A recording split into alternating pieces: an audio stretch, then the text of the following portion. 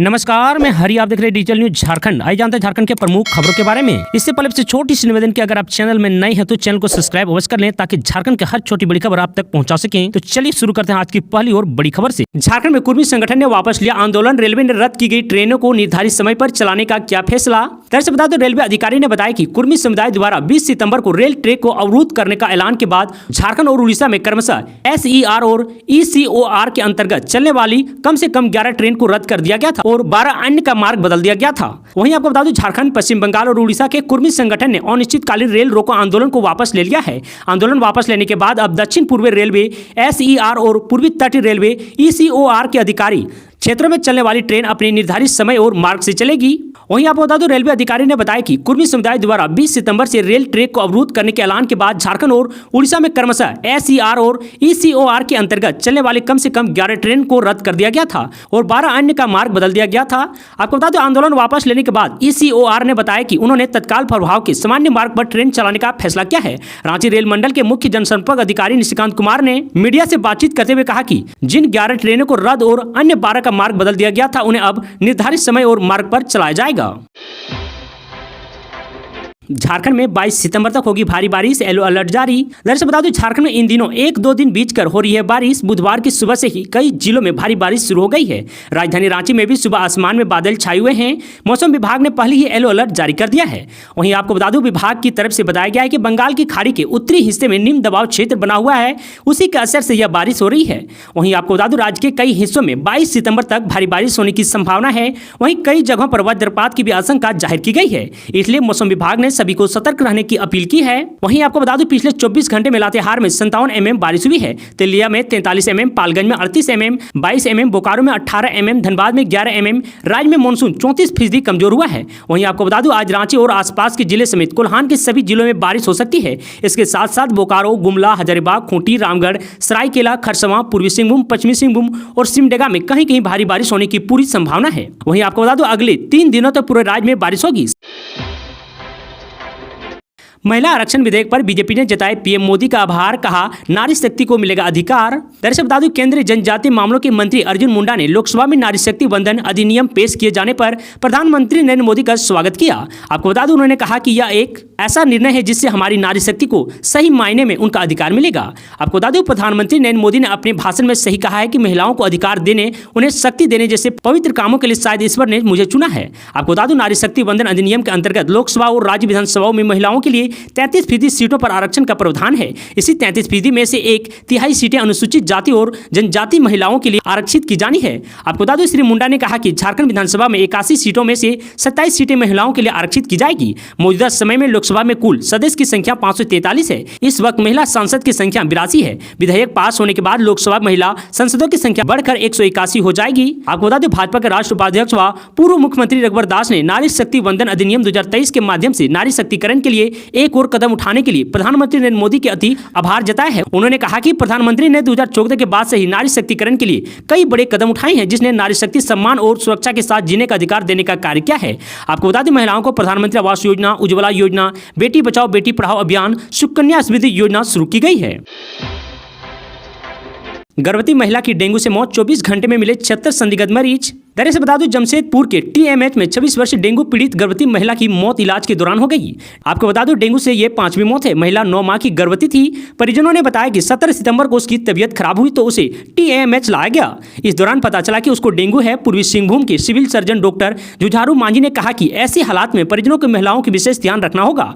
आपको बता दूं, महामारी रोग विशेषज्ञ डॉक्टर असद ने कहा कि इन दिनों गर्भवती महिलाओं को विशेष रूप से सतर्क रहने की जरूरत है। किसी भी तरह की परेशानी होने पर उसकी जांच करवाएं। इधर मंगलवार को डेंगू के 76 नए मरीज मिले हैं। अब तक कुल 5955 सैंपल की जांच हुई है, जिसमें 758 डेंगू के मरीज मिले हैं। वहीं आपको बता दूं, वर्तमान में 290 मरीजों का इलाज शहर के विभिन्न अस्पतालों में चल रहा है। इसमें 12 की स्थिति गंभीर है, जिन्हें ICU में भर्ती करवाया गया है। वहीं 278 मरीजों को सामान्य वार्ड में भी भर्ती करवाया गया है। मंगलवार को 109 मरीज स्वस्थ होकर घर भी वापस लौट गए हैं। 24 सितंबर को होगा रांची हावड़ा वंदे भारत का शुभारंभ, क्या है रूट और शेड्यूल। दरअसल बता दूं इसी माह 24 सितंबर से रांची और हावड़ा के बीच वंदे भारत एक्सप्रेस का परिचालन शुरू हो जाएगा।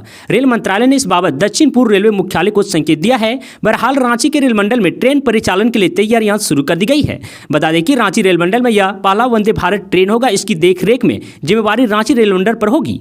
आपको बता दें संभावना यह भी है कि रांची हावड़ा वंदे भारत एक्सप्रेस को रांची स्टेशन से हरी झंडी दिखाई जाएगी। प्रधानमंत्री नरेंद्र मोदी और रेल मंत्री अश्विनी वैष्णव ट्रेन को ऑनलाइन हरी झंडी दिखाएंगे। बता दें कि रांची सांसद संजय सेठ ने इस बाबत मंगलवार को रेल मंत्री से मुलाकात की है। मंत्री ने सांसद को भरोसा दिलाया है कि जल्द ही रांची को वंदे भारत एक्सप्रेस की सौगात मिलने जा रही है। मंत्री ने सांसद को यह भी कहा है कि रेल मंत्री रांची रेल मंडल और झारखंड की दूसरी रेल परियोजना की समीक्षा करने के लिए रांची आने वाले हैं।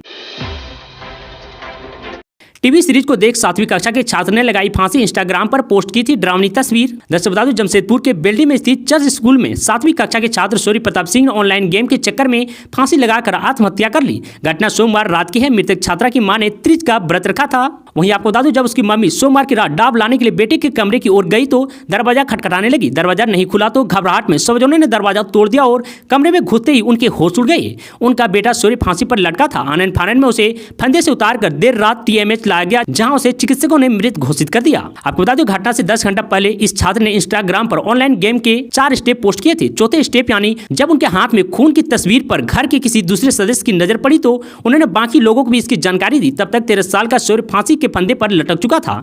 आपको बता दें सूर्य अटैक ऑन टाइम सीरीज को अप्रैल माह से देख रहा था। अटैक ऑन टाइम एवं ऑनलाइन गेम की तरह है। सूर्य कांसीडी का रहने वाला था तथा बेल्डी चर्च स्कूल में 7वीं कक्षा का छात्र था। आदिवासियों को लेकर सीएम हेमंत सोरेन के तलक हुए तेवर, बोले आदिवासी 12 करोड़ लेकिन जनगणना में कॉलम तक नहीं।